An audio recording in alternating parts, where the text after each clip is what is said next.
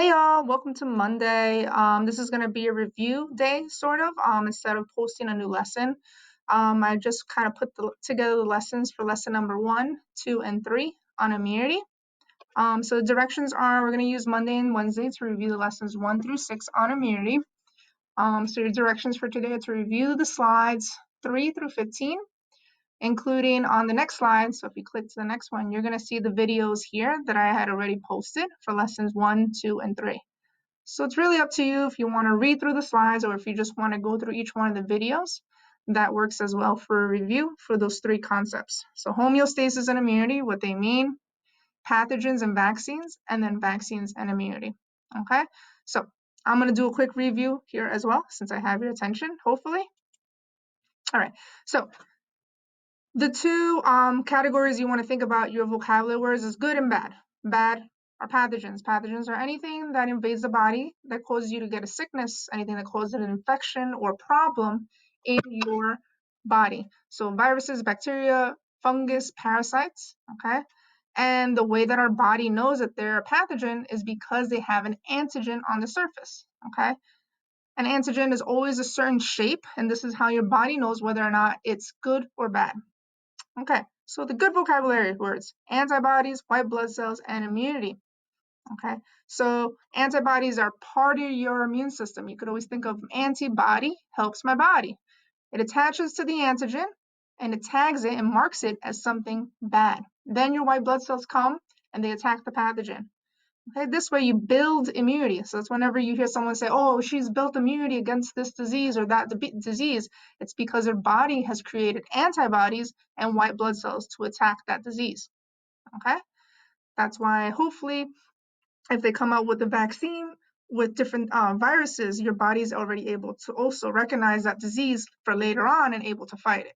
Okay, homeostasis. So I haven't really gone too much over this, but we're going to continue to use this as we go along. Homeostasis is the body's ability to stay healthy. Okay, so sometimes you might get a little cold, get a little shiver. You're not going to die because you got a little shiver, you got a little cold, but what your body's going to do, it's going to warm itself up by shivering and trying to keep itself warmer. Okay, so your body's always going up and down, up and down, up and down. It's never really perfect per se. It's never in perfect balance, but it's always trying to keep within a certain norm or balanced state. And we call this state homeostasis. Okay, so it's a funny word, homeostasis, but it's your body's ability to stay normal, stable, and react normally to things that make it go off balance. Okay, all right. So we're going to go through this kind of just different ways their body protects itself from diseases. Pathogen, here's a virus. So you guys are probably already very aware of how it kind of looks like because of the coronavirus, because of COVID, right? It has little antigens on the surface, right? And this is what helps the body recognize that it's not part of the body and it starts to attack it, okay? Here's another bacteria. So some bacteria are good. Some bacteria are not good for your body. They're tiny living things.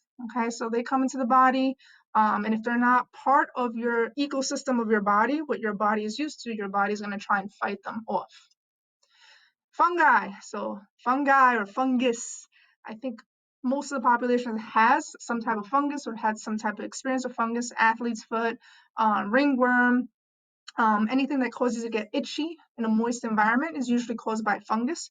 And that's something that you want to take care of right away so that it doesn't start to grow and take over, okay? But it's usually pretty harmless, just very uncomfortable. And last one, parasites. Parasites. So here we have a mosquito, and that's why mosquitoes are actually one of the deadliest things on the planet. They are actually the contributors to spreading the most diseases on the planet Earth. Like malaria would be one of them. So that kills a lot of the population, and it's because of the parasites that are within the mosquito. Tapeworm we have over here, okay? And some people also get a parasite in their eyes when they swim in fresh water and they open their eyes underneath the water, and sometimes some things get stuck in there. But like everything, if you catch and you treat it, you're good to go. All right. So how does your body recognize it again? There's antigens on the surface, and they always have a specific shape, okay? Then you have a white blood cell that comes around and eats the pathogen usually, if it's able to spot it and know that it's not part of your body. Okay, lastly, you get a memory cell. So I'm going to go back. Memory cell, go back. So what's cool about your immune system is that it produces memory cells. Essentially, it does what it says. It memorizes the disease so that the next time you get that disease, you won't get sick. It'll attack it right away. So think of your memory cells as a police officer that has seen a wanted sign of someone, right? So if you know how someone looks that's dangerous, same thing in your body, something comes in and invades your body, it's dangerous, you're going to know to attack it, call the police, or get rid of it right away so it doesn't cause you any harm. Same thing inside your body. Memory cells are really, really, really cool in that sense that you can actually get sick over and over with the same virus, but if your body remembers what it looks like, it's going to attack it and get rid of it right away so that you actually don't really get sick from it. Okay? And vaccines. So vaccines are one of the coolest inventions of the 20th century.